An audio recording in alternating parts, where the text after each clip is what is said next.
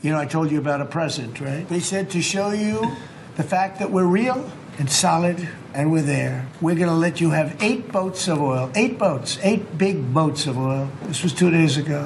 And they'll sail up tomorrow. That was 3 days ago. I think they were Pakistani flagged. And I said, well, I guess we're dealing with the right people. Iran نے تیل کے 8 بڑے جہاز آبنائے Hormuz سے گزرنے دیے، امریکی صدر کا دعویٰ۔ کابینہ اجلاس سے خطاب میں ٹرمپ نے کہا، انہوں نے کچھ دن پہلے بتایا تھا کہ ایرانی ہمیں ایک تحفہ دیں گے۔ میں آج یہ راز کھول رہا ہوں کہ وہ تحفہ کیا تھا۔ ہمیں ان لوگوں کی طرف سے پیغام آیا تھا کہ ہم اصلی لوگ ہیں، یہ ثابت کرنے کے لیے 8 جہاز گزرنے دیں گے۔ جہاز گزر گئے تو مجھے اطمینان ہوا کہ اصلی لوگوں سے بات کر رہے ہیں۔ میرا خیال ہے کچھ تیل بردار جہاز پاکستان کے جھنڈے والے تھے۔ ایران کو آبنائے ہرمز سے ٹول وصول کرنے کے قابل نہیں ہونا چاہیے، لیکن وہ یہ کر رہا ہے۔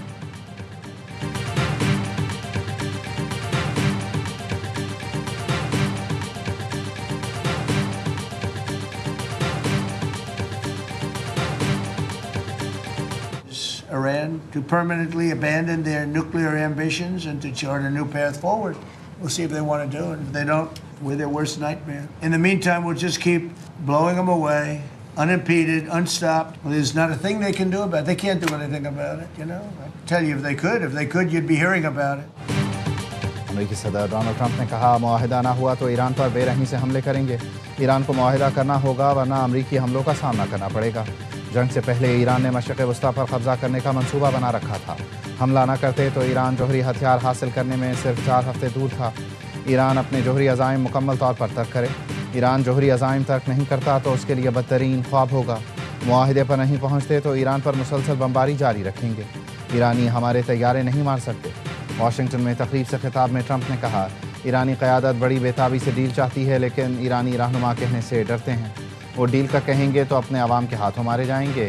انہیں امریکہ کے ہاتھوں مرنے کا بھی خوف ہے۔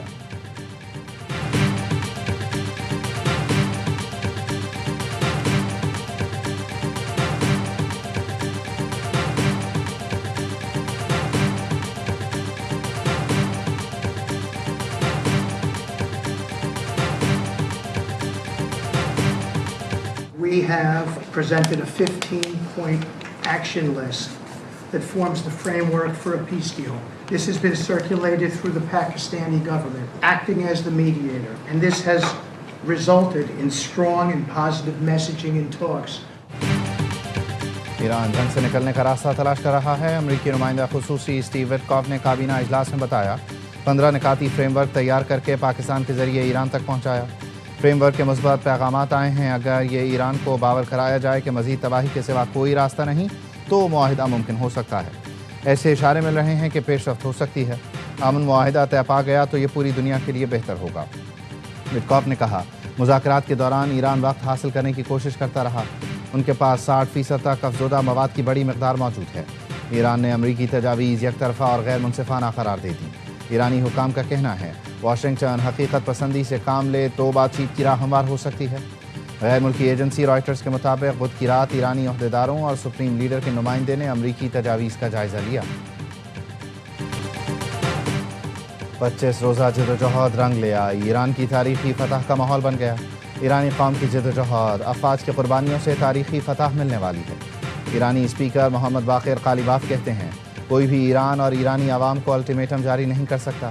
موقع کو ہاتھ سے جانے نہیں دیں گے۔ جب تک فتح کا مکمل ادراک نہیں ہو جاتا، جنگ، پھر جنگ بندی اور دوبارہ جنگ کے مکروہ تسلسل کو ختم کرنا ہوگا۔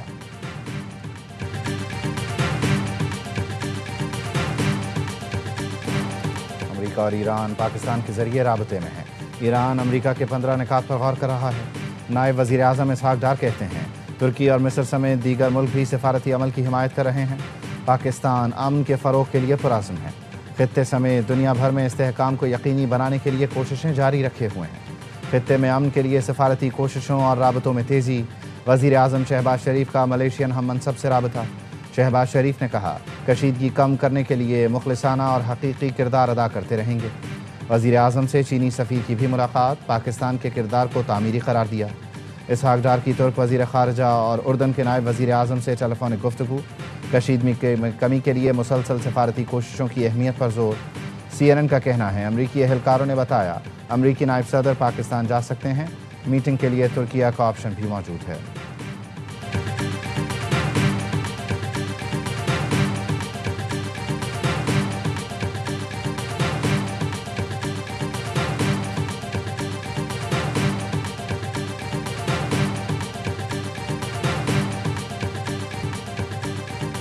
وزیر اعظم شہباز شریف کا ایک روزہ دورہ کراچی، ایم کیو ایم کا گورنر کی تبدیلی کے فیصلے پر اعتماد میں نہ لینے کا شکوہ، خالد مقبول صدیقی کی سربراہی میں ایم کیو ایم کا وفد پی اے ایف بیس پر وزیر اعظم سے ملا۔ ذرائع نے بتایا ملاقات میں ایم کیو ایم کے مجوزہ آئینی ترمیمی بل اور آرٹیکل 140A پر گفتگو، ایم کیو ایم کا مجوزہ آئینی ترمیم کو 28ویں ترمیم میں شامل کرنے کا مطالبہ، کراچی پیکج پر کام تیز کرنے کی بھی درخواست کر دی، وزیر اعظم کی ایم کیو ایم کے مطالبات حل کرنے کی یقین دہانی۔ ملاقات میں کامران ٹیسوری، مصطفیٰ کمال، فاروق ستار، امین الحق اور فیصل سبزواری بھی موجود تھے۔ اگلی ملاقات اسلام آباد میں ہوگی۔ وزیر اعظم کی سینیٹر شہری رحمان کے گھر آمد، بیٹی کے انتقال پر تعزیت کا اظہار کیا۔ نائب وزیر اعظم اسحاق ڈار، وفاقی وزراء، گورنر سندھ، وزیر اعلیٰ بھی ہمراہ تھے۔ وزیر اعظم ٹیم کے ساتھ فریال تالپور کے گھر بھی پہنچے، بیٹی کی شادی پر مبارکباد دی۔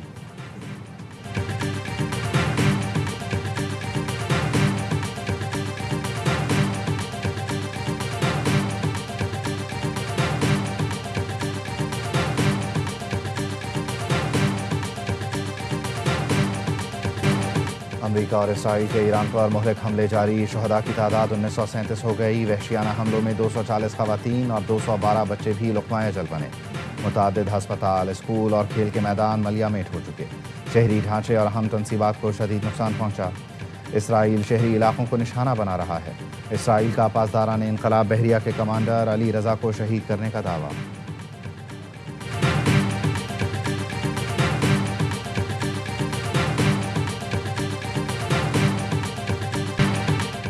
ایران کے اسرائیل پر تابڑ توڑ حملے، تل ابیب اور حیفا سمیت دیگر شہروں کو میزائل اور ڈرون سے نشانہ بنایا۔ حملوں کے نتیجے میں 24 گھنٹوں کے دوران 150 سے زیادہ اسرائیلی شہری زخمی ہوئے، 14 کی حالت تشویشناک ہے۔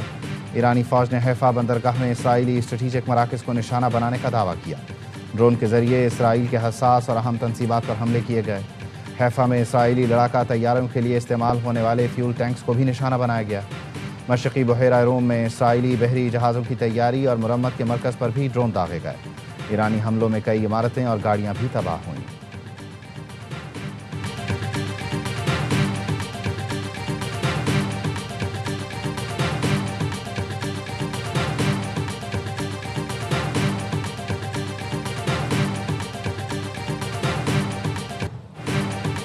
کے خلیجی ملکوں پر فضائی حملے، ابوظہبی میں میزائل کا ملبہ گرنے سے 2 افراد جاں بحق، 3 زخمی۔ حکام نے بتایا فضائی دفاعی نظام نے بیلسٹک میزائل کامیابی سے تباہ کر دیا۔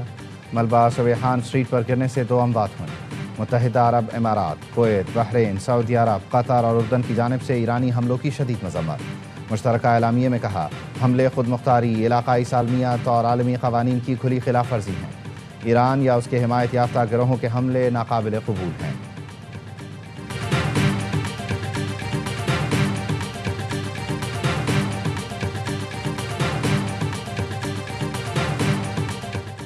افغان طالبان کے نام نہاد ڈائریکٹر اطلاعات کے دعوے بے بنیاد قرار، وزارت اطلاعات و نشریات کا کہنا ہے کنڑ میں پاکستانی چوکی تباہ کرنے کا دعویٰ مکمل طور پر جھوٹا ہے۔ پاکستان کی کسی چوکی یا علاقے کو کوئی نقصان نہیں پہنچا۔ واچا چناری دراصل افغان حدود میں واقع ایک افغان تنصیب ہے۔ گمراہ کن پروپیگنڈا آپریشن غضب للحق کے دوران جھوٹے بیانیے پھیلانے کی کوشش ہے۔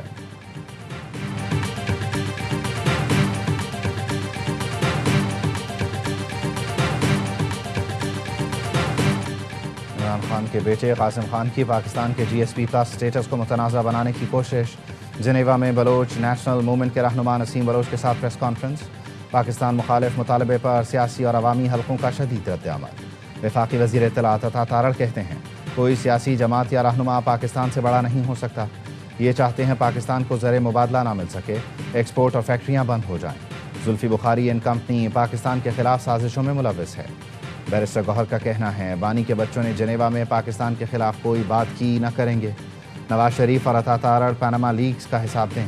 آپ کے لیڈر مری میں کس سے ملاقاتیں کرتے تھے؟ بھارت نے کلبھوشن کیس میں نواز شریف کا بیان عالمی عدالت میں استعمال کیا۔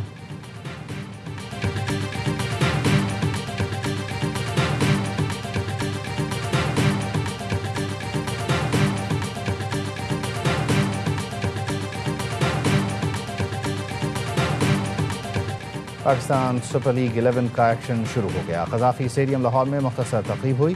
مہمان خصوصی وزیر اعلیٰ مریم نواز نے شرکت کی۔ چیئرمین PCB محسن نقوی نے مریم نواز کا خیر مقدم کیا۔ تمام ٹیموں کے مالکوں اور کھلاڑیوں سے تعارف کرایا۔ لیگ کے برانڈ ایمبیسڈر وسیم اکرم ٹرافی تھامے اسٹیڈیم میں آئے. افتتاحی میچ سے پہلے قومی ترانہ پڑھا گیا.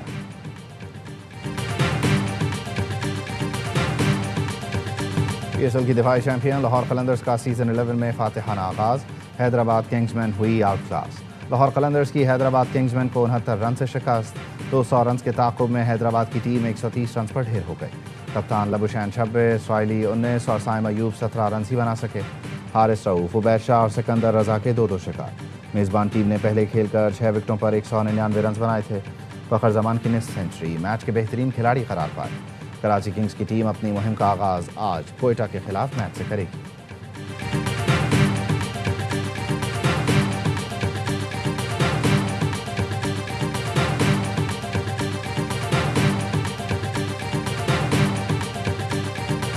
ہم اپنے پی سی بی کے ساتھ ہیں، ہم ان کے پیچھے کھڑے ہوئے ہیں. پی ایس ایل پاکستان نہ صرف کے فضائی اور جنگ کے میدان میں اور کرکٹ کے میدان میں ان سے ضرور آگے بڑھے گا.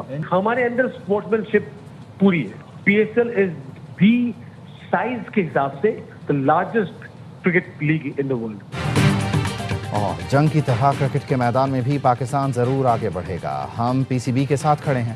اونر کراچی کنگ سلمان اقبال کی پروگرام ہر لمحہ پرجوش میں گفتگو. کہا پاکستانیوں نے دکھا دیا کہ پی ایس ایل دنیا کی بڑی کرکٹ لیگ ہے. ڈیوڈ وارنر سمیت کراچی کنگز کے تمام کھلاڑی آج میدان میں اپنی بھرپور پرفارمنس کے لیے پرعزم ہیں. پی ایس ایل کی ویورشپ ہائی لیول پر ہے. اسٹیڈیم میں شائقین نہیں لیکن ہمارے شائقین کی تعداد سب سے زیادہ ہے. نئے franchise owners P S L میں نئی توانائی لے کر آئے ہیں. پڑوسی ملک میں پی ایس ایل کی برائی میں لگا ہوا ہے. پی ایس ایل کو کامیاب کر کے پڑوسی ملک کو تکلیف پہنچانی تھی اور ہم نے پہنچا دی. کرکٹ ہوتی ہے، رونا دھونا نہیں ہوتا. انشاءاللہ پاکستان ٹیم کرکٹ کے میدان میں ان سے ضرور آگے بڑھے گی.